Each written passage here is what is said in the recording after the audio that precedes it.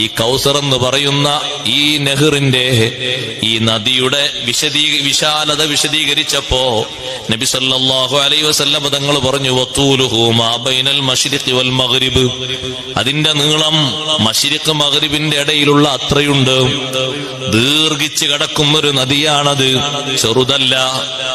ലാ യശ്റബു മിൻഹു അഹദുൻ ഫയൽമഉ, കുടിക്കുന്ന ഒരാളും പിന്നെ ദാഹിക്കുകയില്ല, ഒരിക്കൽ പോലും പിന്നെ ദാഹം വരില്ല. സഹോദരങ്ങളെ, മഹ്ശറിൽ വെച്ച് കിട്ടുന്നതാണിത്.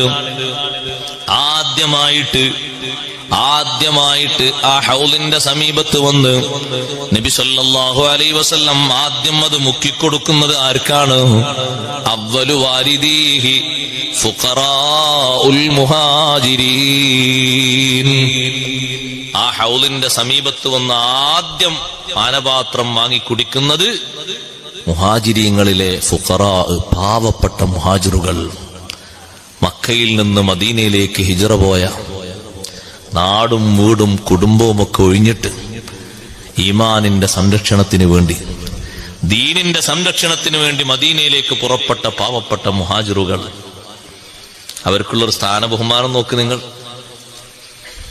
ആദ്യം അവ്വലു വാരിദീഹി, ഹൗലിന്റെ സമീപത്തേക്ക് ആദ്യം എത്തുന്നവർ ഫുഖറാഉൽ